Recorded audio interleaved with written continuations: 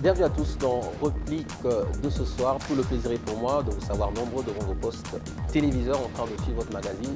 Le rendez-vous de tout le mardi. Vous êtes nombreux à nous suivre. Vous le savez certainement, nous avons eu une fin de mois de juillet très mouvementée avec différents meetings, opposition, majorité. On en parle dans Réplique de ce soir. La préavis donné au président de la République par Étienne Tshisekedi Wamulumba. Vous le savez, ça a alimenté différents débats et différents milieux politiques à Kinshasa et bien sûr dans le pays. On fera un effort aujourd'hui d'en parler et essayer de voir s'il faudrait terminer, mettre fin à cette polémique. Nous parlerons également de la récusation de Dem Kodjo, le rassemblement de forces politiques et sociales acquises au changement a récusé bien sûr les facilitateurs de l'Union africaine, les facilitateurs du dialogue politique en République démocratique du Congo, désignés bien sûr par l'Union africaine et Dem Kodjo, accusés de partialité. J'aimerais même prêter le propos du président de l'UDPS qui disait lors de meeting que Kodjo était kabyliste. Et nous parlerons également de la dernière sortie médiatique du président de la République, relative bien sûr au processus électoral. Nous en parlons dans Réplique de ce soir. Merci de nous suivre, vous êtes nombreux. Pour ce faire, nous avons dans ces studios deux invités, sur ce plateau bien sûr, deux invités. Albert Dieka, cadre de la CCU. Monsieur Albert Dieka, bonjour et bienvenue. Alors, Albert Dieka ne sera pas seul, on va revenir à vous tantôt. Il y a également Doris Doumbi. Bienvenue monsieur Doris Doumbi. Vous êtes cadre de l'UDPS, d'office membre du Rassemblement de forces politiques et sociales acquises au changement et chargé de relations avec le parti et forces politiques. Bienvenue dans Réplique. C'est bien. Alors, on a dit qu'il ne sera pas seul, il sera avec Albert Dieka. Albert Dieka de la CCU. Monsieur Albert Dieka, nous allons commencer par vous, surtout que nous parlons du préavis donné au président de la République par le président de l'UDPS, Étienne Tshisekedi. J'ai une question directe. Albert Dieka, pourquoi le préavis donné par Étienne Tshisekedi au président de la République dérange la majorité présidentielle? Juste des balbutiements de boules de lèvres pour peut-être exciter ces militants. Ça fait rire aussi de la part de la majorité, ça ne fait pas peut-être énerver la majorité. Parce que vous devriez savoir qu'un homme reste un homme, un chien reste un chien. Si vous voulez modifier le code génétique d'un homme ou d'un chien, eh bien c'est que vous êtes en train de militer pour son atrophie. C'est pour cela que je dirais que même pour les communs de mortels, on connaît ce que le nom signifie, Étienne Tshisekedi, c'est-à-dire une véritable machine à démolition parfaite. Il n'a jamais su construire. Mais revenons quand même sur le terme préavis. D'abord, ne peut préaviser qui veut. Et vous voyez que sur le principe de ce concept même, il y a lieu aujourd'hui de poursuivre Étienne Tshisekedi pour défaut de qualité. Parce qu'on ne peut préaviser que le propriétaire qui peut préaviser, le locataire. Encore faudrait-il que nous puissions nous poser la question, Étienne Tshisekedi a reçu quel mandat de quel peuple pour préaviser l'occupant légal de cette maison-là. Une maison très enviée. Vous voyez, le palais de la nation. Et alors, à ce moment-là, l'occupant spécial de cette maison a suivi une procédure. C'est par les élections qu'Étienne Tshisekedi n'a jamais gagné, même s'il a donné l'impression de protester qu'il était président pour reconnaître enfin que c'est Kabila qui doit débloquer la clé pour la résolution des problèmes qui se posent à la nation congolaise. Deuxième considération, et peut-être la mémoire d'Étienne Tshisekedi est trop rétroactive, et elle a cessé d'être proactive, parce que si nous revenons à ce terme qui a beaucoup plus un contenu juridique que politique, oui. Préavis, c'est un mot qui est utilisé sur le plan de droit pour régler le mode de comportement entre le bailleur et le locataire. Qu'est-ce que ce mot vient dans la gestion, dans la résolution des problèmes qui consiste à l'État? Voyez-vous, un mot pour régler la réglementation sur le baux, sur le loyer, c'est pourquoi j'ai dit Étienne Tshisekedi, peut-être même poursuivi pour défaut de qualité. Et si on le faisait, encore les gens vont crier qu'on est en train d'arrêter les hommes politiques. Il n'a pas une maison qui est occupée par un citoyen congolais dont lui, ses voix... Étienne Tshisekedi n'a pas le droit de préaviser le président de la République. Il peut être poursuivi pour défaut de qualité. Si lui au moins a eu la chance d'avoir une propriété à limiter, encore faudrait-il vérifier les conditions d'octroi de cette propriété. Mais il ne peut pas insécuriser des millions de locataires que nous sommes, parce que l'on croirait que Etienne Tshisekedi a reçu le droit maintenant de menacer quiconque locataire pour dire « je peux vous préaviser ».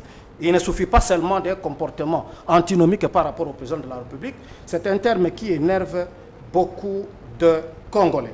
Et allons-y plus loin, monsieur. Mais le processus, le mot préavis renvoie à un processus. Oui. Dans l'exercice normal de préavis, si le préavisé ne sort pas, qu'est-ce qui suit? Mais il a encore besoin d'un délai. Et s'il ne respecte pas ce délai, et pour le déloger, pour le préaviser, encore faudrait-il avoir un jugement.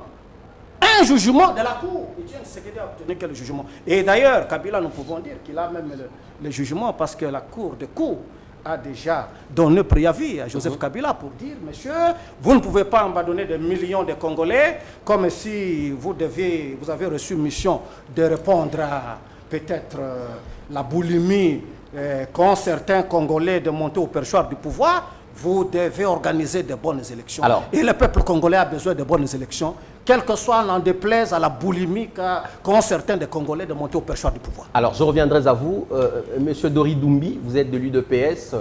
Défaut de qualité, Etienne Tshisekedi pourrait même être poursuivi. Qu'est-ce qui donne le droit à Etienne Tshisekedi de lancer un préavis contre le président de la République qui a la confiance de tout un peuple, d'autant plus qu'il est élu? Merci pour la question. D'abord, je voudrais commencer ces débats par saluer les téléspectateurs qui vont nous suivre, les auditeurs qui ont l'habitude de nous écouter. Sur 98.3 Africa FM, oui. En effet. Et pour répondre à votre question, d'emblée, je dirais, vociférer en invoquant des considérations sans intérêt sur les personnes, en essayant de calomnier les gens, ça n'a aucun intérêt. Aucun intérêt pour le peuple congolais, aucun intérêt pour notre nation, pour notre peuple. En parlant de préavis, j'ai entendu mon co-débatteur s'émousser en invoquant des multitudes, vraiment des considérations sans intérêt. Il n'a pas parlé de la Constitution.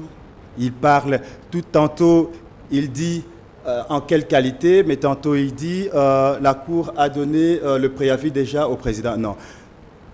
Pour être bref, oui, je dirais ceci. Monsieur Etienne Tshisekedi Wamulumba n'a dit rien d'autre que ce que la Constitution de la République démocratique du Congo dit. Qu'est-ce que la Constitution dit à ce sujet? Si mon co-débatteur avait l'habitude de manier notre Constitution...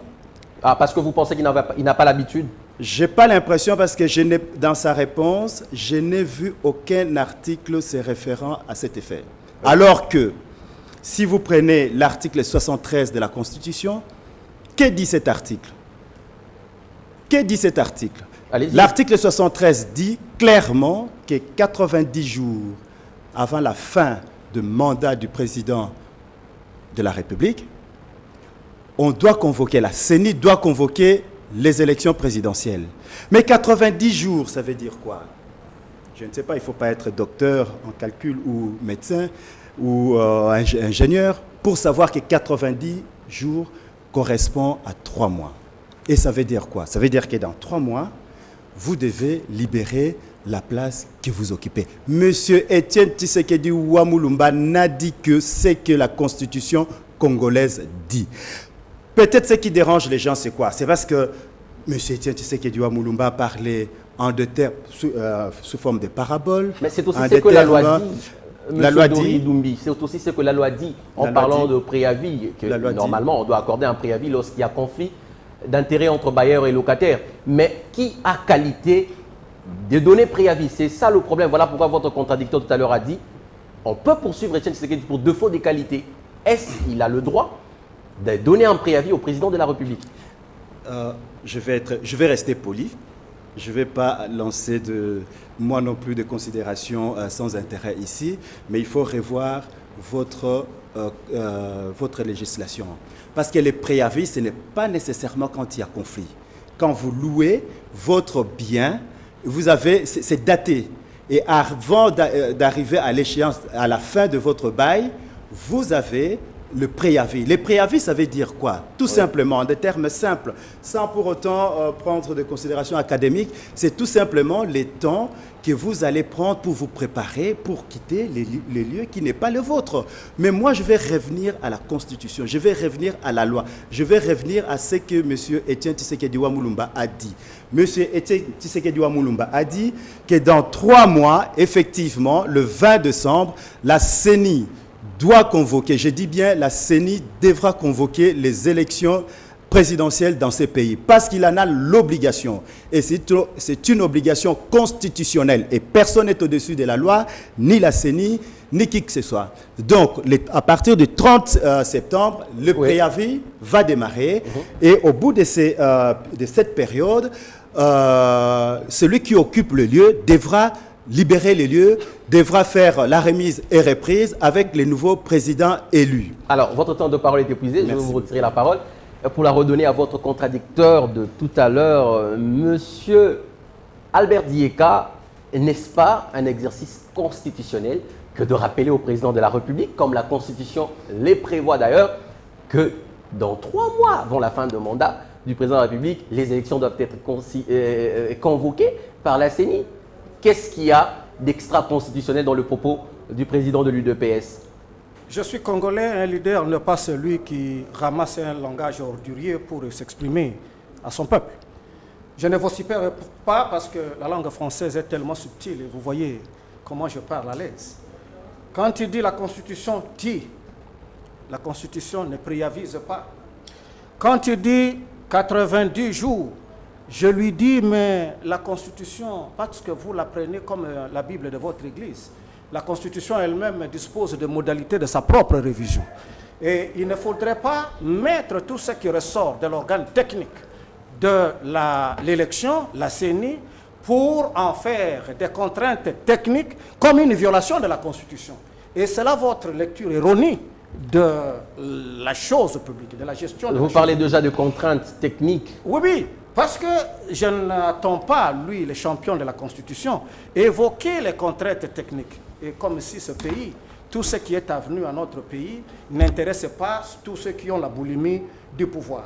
Et vous dites, louer son bien. Non, on ne loue pas le bien à soi-même, on loue le bien à autrui.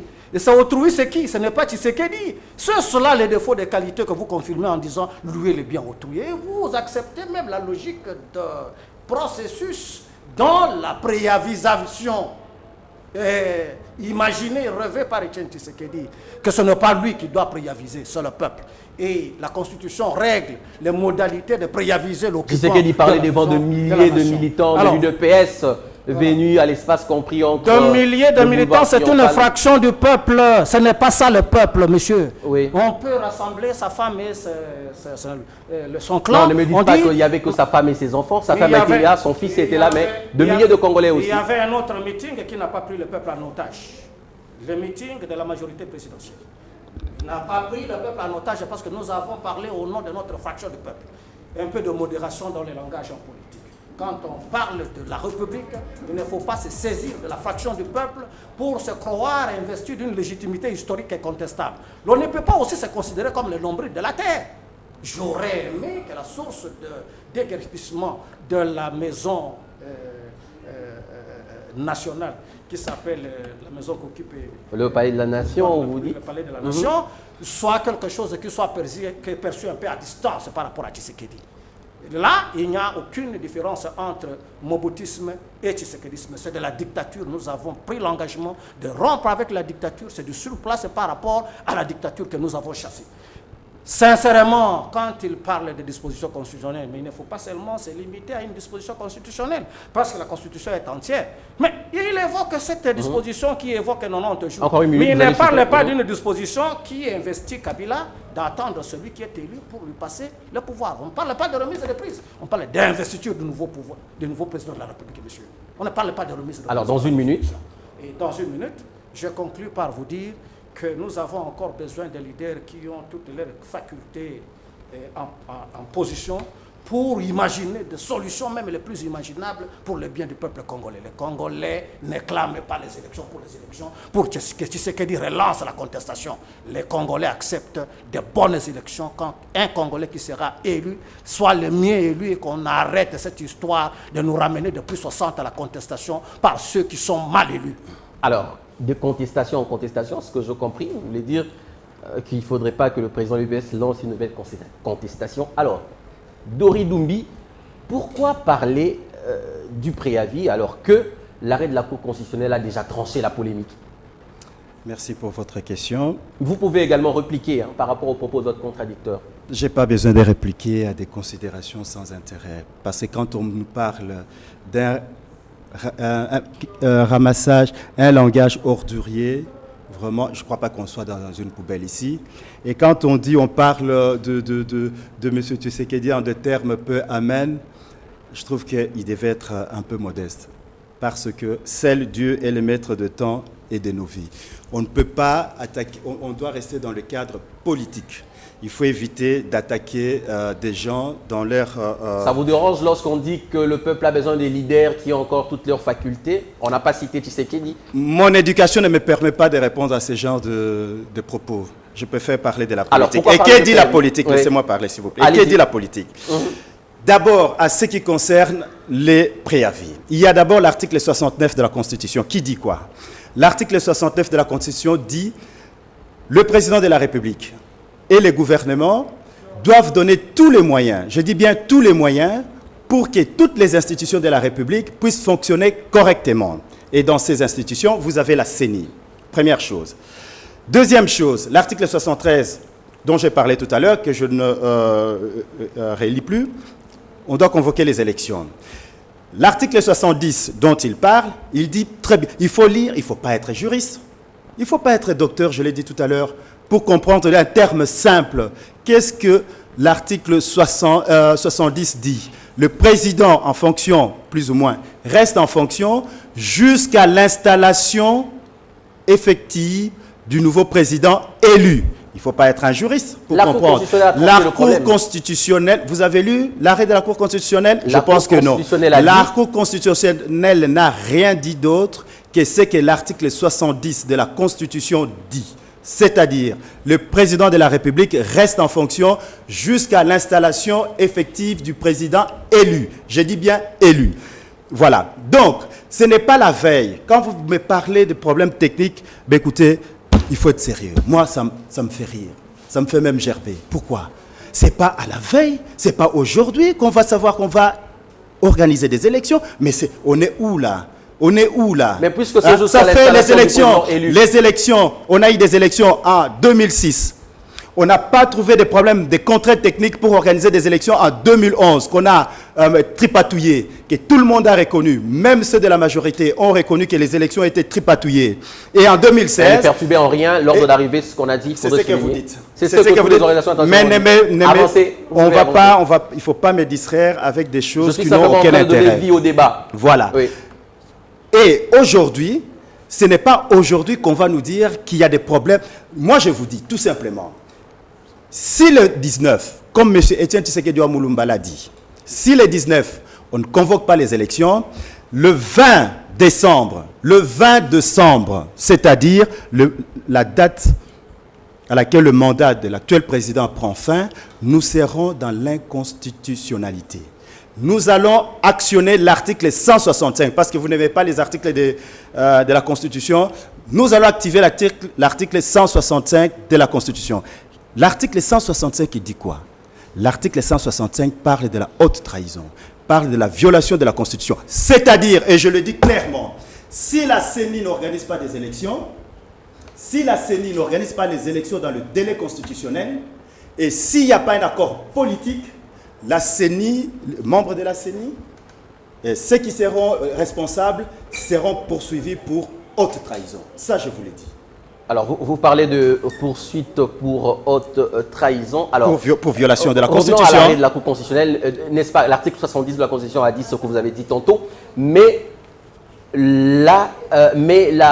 comment on appelle ça? Mais la CENI, la Cour constitutionnelle a été saisie par le député de la majorité présidentielle et de l'opposition politique, bien sûr, pour cette affaire. Et l'arrêt de la Cour dit quoi? Que le président en place reste en fonction jusqu'à l'installation d'un nouveau président élu. Puisqu'il n'y aura pas élection, visiblement, la CENI, puisqu'il n'y aura pas élection, visiblement, dans le délai comme prévu, comment comptez-vous préaviser un chef de l'État qui est encore en fonction et dont la Cour constitutionnelle reconnaît? Je crois que je vais parler en lingala. Peut-être on va mieux me comprendre. Mais non, je vais rester en français. L'émission est en français. C'était une boutade. Je vous dis ceci. L'article 69 dit que le président et le gouvernement donnent les moyens. Cela suppose que depuis 2011, les présidents et le gouvernement ont donné les moyens à la CENI pour que la CENI organise des élections dans le délai constitutionnel. Cela veut dire que 90 jours avant la fin du mandat, c'est-à-dire plus ou moins vers le 20 septembre, les élections doivent... Ce n'est pas une demande, ce n'est pas une demande, c'est une obligation. C'est une conditionnalité constitutionnelle. Je ne sais pas comment vous l'expliquer.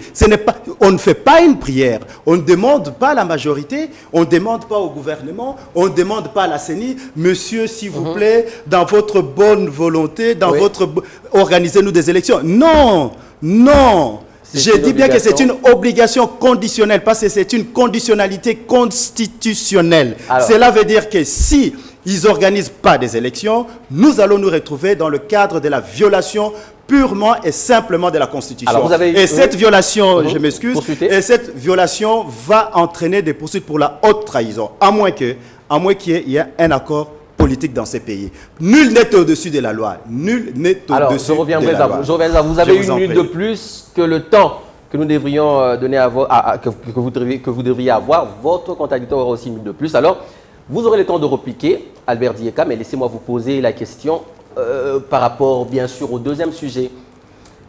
Que devons-nous aujourd'hui retenir à ce jour du soutien que la majorité présidentielle accorde à Edem Kodjo? Vous avez compris que nous parlons déjà de la récusation d'Edem Kodjo, mais repliquez, comme ça juste après vous pourrez répondre à la question. Non seulement la majorité présidentielle, même la communauté internationale qui était utilisée comme panacée par nos leaders peu républicains de l'opposition, ils sont tous unanimes qu'on ne peut pas accorder le droit de vie ou de mort à un groupe d'individus qui dit non, écoutez, je ne veux pas d'Africa TV et on supprime Africa TV.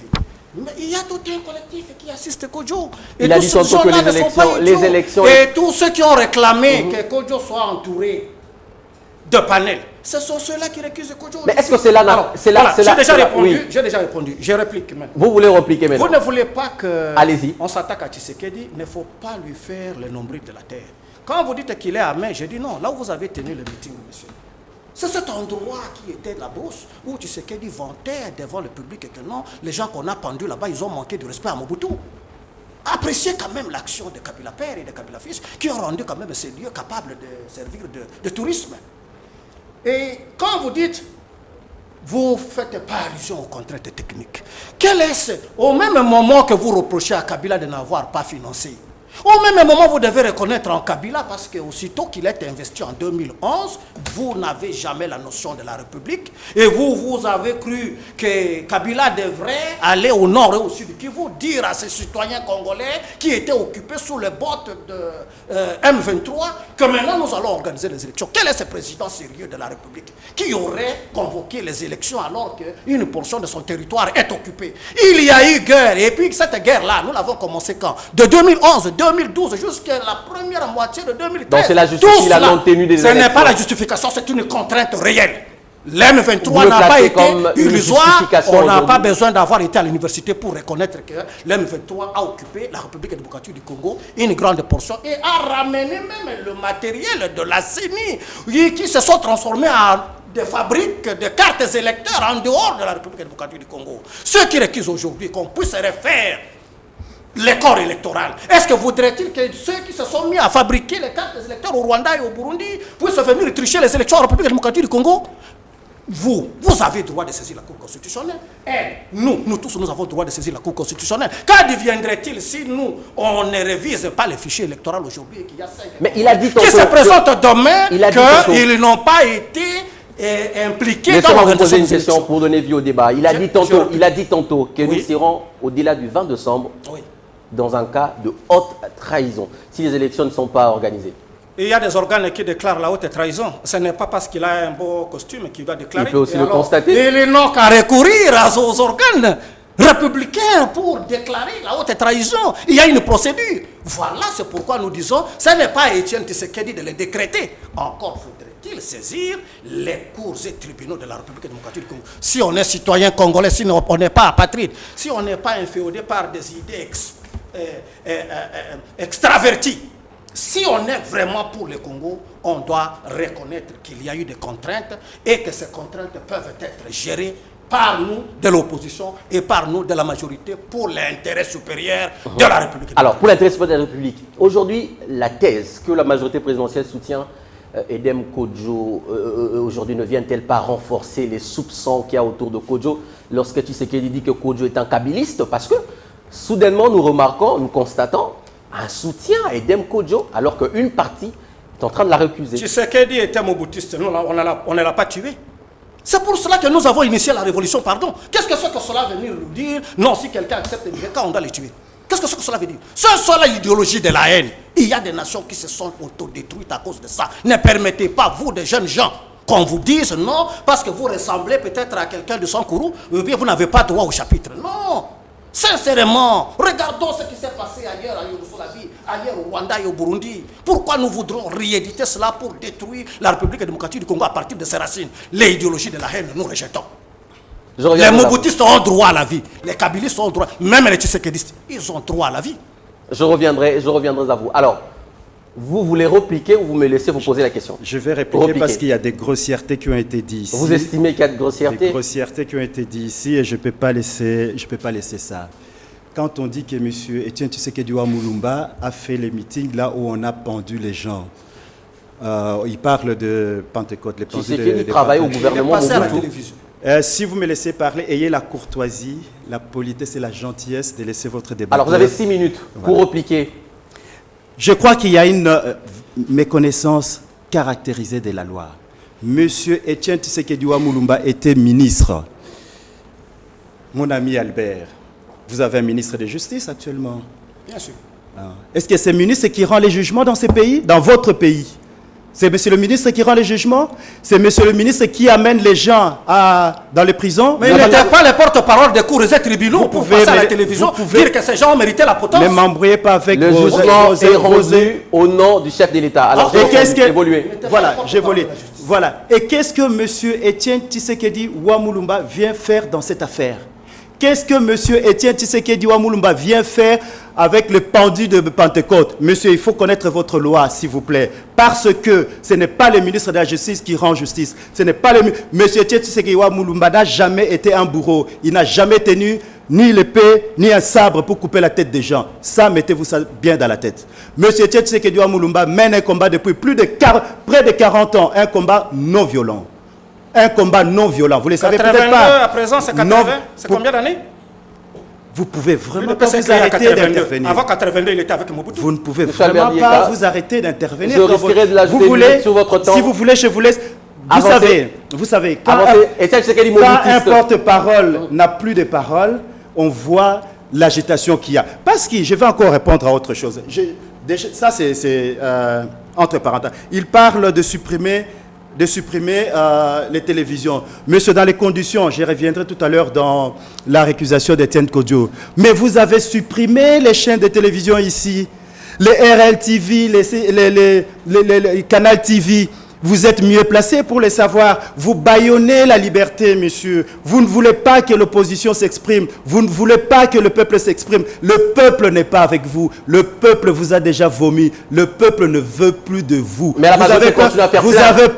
vous avez peur des élections. Pourquoi vous avez peur des élections? Parce que vous savez que vous n'aurez aucune chance. Vous n'aurez aucune chance. Parce que je ne parlais pas des bilans ici, parce que nous ne sommes pas dans les élections. Ça serait même la majorité continue à remplir de stades d'Ori Doumbi.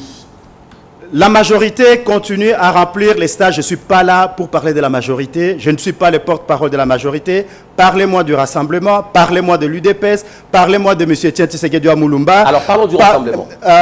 J'arrive. Oui. Nous, on ne paye pas les gens pour venir écouter M. Etienne Tshisekedi Moulumba. Il fallait être à l'aéroport pour voir le peuple, comment le peuple était dans la rue. Il fallait voir le 31 juillet comment le peuple était là pour écouter la personne dont il qualifie. Je ne vais pas répéter les termes. Vous voyez, tout cela montre que nos amis d'en face ont peur. Les amis d'en face ont eu tous les loisirs, tous les temps de pouvoir préparer ces élections, mais nos amis d'en face ne veulent pas des élections. Pourquoi nous avons récusé Eden Kodjo? Monsieur Etienne Tshisekedi Moulumba l'a très bien dit lors de meeting de 2 minutes. Oui. 1 minute 40, j'aurais fini. D'abord, nous n'étions pas d'accord pour que M. Eden Kodjo soit nommé. Il a été nommé par le président de l'Union africaine, Mme Zuma. Nous n'étions pas d'accord, mais nous avons accepté pour aller de l'avant. L'IDPS qu'on qualifie d'extrémiste. À peine arrivé à Kinshasa, M. Eden Kodjo lança qu'il allait débuter le dialogue ou le pré-dialogue dans 2 semaines. Vous avez la mémoire très courte, mais pas moi.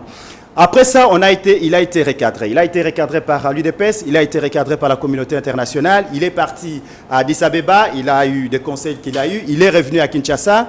De nouveau, à peine arrivé à Kinshasa, M.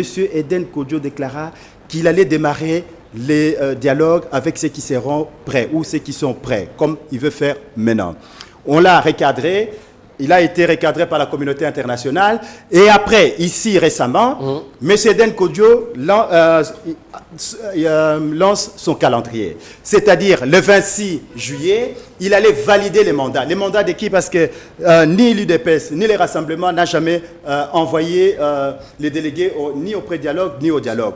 Que le dialogue allait... Vous ne voyez même pas que c'est ridicule, franchement. Vous ne voyez même pas que c'est ridicule. Alors, répondez à ma question dans 1 minute. Aujourd'hui, quel est le geste de bonne volonté qu'a posé l'UDPS et le Rassemblement pour prouver qu'il veut réellement du dialogue? Parce qu'on a l'impression que le Rassemblement et l'UDPS va de contrainte de préalable en préalable. Quel est le geste de bonne volonté que l'UDPS a posé? On a vu la majorité présidentielle céder à beaucoup de caprices du Rassemblement et de l'opposition. Merci pour cette question. Ça me permet de recadrer une fois de plus de choses. L'UDPS n'a jamais varié ses conditions pour la participation au dialogue. L'UDPS a une feuille de route. Les gens n'aiment pas lire, ce n'est pas la faute de l'UDPS. Toutes les contraintes dont on parle aujourd'hui, nonobstant les dernières qui sont sorties avec les dédoublements des partis, c'est les contraintes, c'est les conditions qui se trouvent dans la feuille de route de l'UDPS. Je l'ai ici et je me ferai un réel plaisir d'offrir un exemplaire à mon ami Albert qui est mon co-débatteur. Vous verrez que ces contraintes datent de 2015, février 2015, dans le cahier des charges qu'on appelle communément feuille de route de l'UDPS. C'est quoi, monsieur? C'est quoi? C'est tout simple. C'est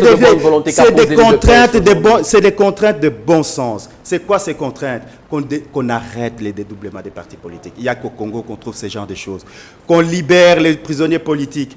Qu'on libère l'espace médiatique. Monsieur, vous avez fermé l'espace médiatique. Libérez cet espace médiatique. Vous verrez qu'on fera les dialogues demain. Votre temps de parole est épuisé. Albert Dieka, repliquez. Dans un pays où on organise des meetings vantés par mon co-débatteur, il n'y a pas de démocratie. Merci beaucoup. Vous devez savoir que ce que vous accusez comme incompétence dans le chef d'Eden Kodjo provient effectivement de votre nivellement par le bas, de l'approche des questions politiques. Pourquoi? Pour 12 noms pour constituer un petit comité de réflexion, vous avez été incapable de faire une liste de 12 noms. Et c'est cela, vous vous retournez comme par flagornerie pour imputer vos propres caprices à Eden Kodjo. La communauté internationale même vous a compris qu'on ne peut pas vous donner le droit de donner la vie ou la mort à toute une république. Vous parlez des chaînes, mais vous voyez avec quelle façon nous sommes en train de parler, avec quelle aisance vous êtes en train d'insulter l'autorité morale de notre famille politique. L'insulte n'est pas de mon éducation. Beaucoup d'entre vous, mais vous devez savoir. Vous avez relevé des insultes dans ce propos. J'ai insulté quelqu'un. Allez demain faire... vous m'avez entendu insulter. Laissez-moi parler. Vous ne parlez que de l'UDPS même quand vous êtes dans le rassemblement. C'est la preuve que vous êtes incapable d'assumer un point de vue collégial. Parce que vous ne parlez que de cahier de charge de l'UDPS. Et pourtant, l'UDPS, par votre leader, a reçu mandat de représenter tout un groupe. Et quand vous parlez des élections, que nous on a peur, effectivement, je vous apprends que les élections ne viennent pas pour le confort de ceux qui sont au pouvoir ou ceux qui sont de l'opposition. Et vous et nous, on a peur de pouvoir, on a peur des élections. C'est ainsi que même vous parlez qu'il faut qu'il y ait un accord politique. Et c'est pour cela, parce que vous et nous, on a peur des élections, que nous disons, mais donnons au peuple les droits d'arbitrer dans de bonnes conditions. Vous deviez savoir cela. Et quand vous parlez on vous pose la question sur la bonne volonté. Depuis le début des temps immémoriaux, vous ne faites que conditionner. Écoutez, quand nous avons parlé de recensement, non, recensement, ça va dépasser. Non, non, non. Les majeurs, ils ont... Non, non, non. Écoutez, les majeurs, vous revenez. Et quand vous parlez de communauté internationale, parce que vous vous considérez comme des enfantins qu'on doit allaiter à tout moment, sous la présence, l'assistance de la communauté internationale, on a accepté. Aujourd'hui, vous parlez de détenus politiques. Mais monsieur... Détenus politiques, il y en a. Sous d'autres Mais n'est-ce pas important de libérer aujourd'hui, de décrisper le climat politique avant le dialogue? Je suis acteur politique. Je ne me vois pas accorder le droit de violer. Je ne me vois pas accorder le droit de commettre des infractions de droit commun. Non, non, non, non. Il faudrait définir ce que vous appelez Christopher Ngoyi a fait quoi? Ce n'est pas moi la cour. Posez la question aux cours et tribunaux. Parce que vous, ici, vous avez pris la fâcheuse habitude, quand un homme s'exprime sous prétexte de politique, c'est qu'il a le droit de violer, et il a le droit de commettre des infractions. Mais sous d'autres cieux en France, les hommes politiques sont interpellés. Pourquoi il n'y a qu'ici chez nous? Et même quand le président de la République a accordé la grâce présidentielle. Et c'est à l'opposition maintenant d'apprendre au président de la République que la grâce présidentielle va dans le sens de vider nos prisons. Qu'est-ce que cela veut dire? La grâce présidentielle, par définition, c'est quoi? Ça dépend de l'exercice vraiment de la volonté du président de la République. Vous voulez aussi imposer au président de la République la volonté maintenant de vider nos prisons parce que vous avez des hommes politiques imaginaires à libérer? Non, monsieur. Sincèrement, je vais chuter en vous disant je remercie l'UDPS. Parce que l'UDPS nous a aidé à fragiliser l'MPR à partir de ça. L'UDPS était le diable avec Mobutu, il s'est converti. Mais à prendre le peuple en otage, c'est comme ça que vous avez donné 7 ans de plus à Mobutu. Et parce que vous dites que l'UDPS n'a jamais changé, vous êtes fixe la politique. Je votre la parole, votre temps de parole est épuisé. Parce que vous n'êtes pas dynamique. Monsieur, vous allez voir d'autres venir prendre le pouvoir et vous serez toujours l'espèce que j'ai dit. Tout au départ. Votre temps de parole est épuisé. Ça restera chien. Merci beaucoup. Votre temps de parole est épuisé. Alors, on va entamer le dernier sujet. Vous aurez 2 minutes pour placer un mot et on va conclure l'émission. Mais avant, vous aurez peut-être le temps de repliquer. Laissez-moi vous poser une question. Alors, par rapport au 3e sujet relatif au processus électoral, comment analysez-vous, Rassemblement bien sûr et à l'UDPS, la réponse du chef de l'État parlant du processus électoral en Ouganda lorsqu'il dit qu'il aura élection, il n'y aura pas élection bien sûr avant la fin du processus d'enrôlement. Dori Doumbia, comment analysez-vous la réponse du chef de l'État? J'aimerais, avant de répondre... Vous avez 1 minute pour répondre et 2 minutes pour répondre à ma question. Avant de répondre à votre question, j'aimerais d'abord répliquer. Oui, répliquer. Oui, parce que, monsieur, je vous dis, ce n'est pas parce qu'on vocifère plus haut qu'on a forcément raison. Parce que quand vous parlez les nivellements vers le bas, il faut rester cohérent. Qui nivelle vers le bas? Le président Tshisekedi Moulumba. Quand vous parlez des incapacités de faire une liste de 12 personnes, quand vous parlez, on a peur d'élections, vous parlez des cas, vous voyez, tout, ça ne vous honore pas. Traiter les gens comme ça ne vous honore pas. Il faut avoir des arguments politiques. Il ne faut pas attaquer les gens sous la ceinture. Ça n'apporte rien. Alors, répondez à ma question maintenant. Pour répondre à votre question, la déclaration du chef de j'aurais l'État? cru comprendre en écoutant mon débatteur que c'était la CENI qui organisait des élections. Mais c'est extraordinaire dans ces pays. Un jour, c'est la CENI qui organise des élections. Un autre jour, c'est une autre personne qui prévoit ceci. D'abord, ce n'est pas de la compétence du chef de l'État de prévoir la date des élections. Si j'ai bien compris la Constitution. À moins que cette CENI soit inféodée, comme nous le pensons. Que dire, c'est que la CENI dit toujours. Et pourquoi? Et comment il le sait? Mais comment le chef de l'État sait que c'est pas possible? Parce qu'il y a encore des choses que la CENI est en train de faire pour le moment. J'ai encore entendu hier que la CENI parlait des problèmes techniques. Mais comment les chefs de l'État? Pourquoi pas 2018? Pourquoi pas 2020 pendant qu'on y est? Il ne faut pas inférer. De toute façon, moi je vous dis, s'il y a dialogue, cette CENI, pas récusée, mais on va demander sa dissolution. Parce que c'est une CENI qui est inféodée. Parce que cette CENI, non, vous verrez. Pour refaire la CENI. Pour refaire quoi? Mais vous savez très bien que la CENI de Malu Malu, la CENI de Ngoï Mulunda et la CENI de Nanga, vous savez très bien que c'est tout le temps. Vous pensez qu'il n'est pas du devoir du chef de l'État de parler des 18 mois ou plus pour l'organisation des élections, en termes clairs? Est-ce que vous êtes sérieux à me poser cette question? Parce qu'on a dit, voilà, et c'est sérieux. Pas vous, mais la question plutôt, est-ce que c'est sérieux? C'est pas sérieux. Parce qu'on a demandé d'avoir un calendrier consensuel. Est-ce que c'est français ou pas français? Quand je vous dis consensuel, monsieur, ça veut dire vous et moi. Et comment, moi, je vais dire que c'est maintenant en 2017. Est-ce que vous êtes sérieux? Alors, votre temps de parole est épuisé. Vous aurez peut-être 1 minute pour conclure. Répondez à ma question, Albert Dieka, nous sommes pratiquement à la fin. Le chef de l'État ne devait-il pas se concentrer pour qu'il y ait élection dans le délai constitutionnel au lieu de, comment je peux dire, au lieu de se contenter des analyses de la CENI et de ses présidents et de son président? Allez-y, répondez. Let me quite little speak little English. Vous savez pourquoi j'ai introduit ça en anglais? C'est parce que ce n'est pas une infraction de parler en anglais.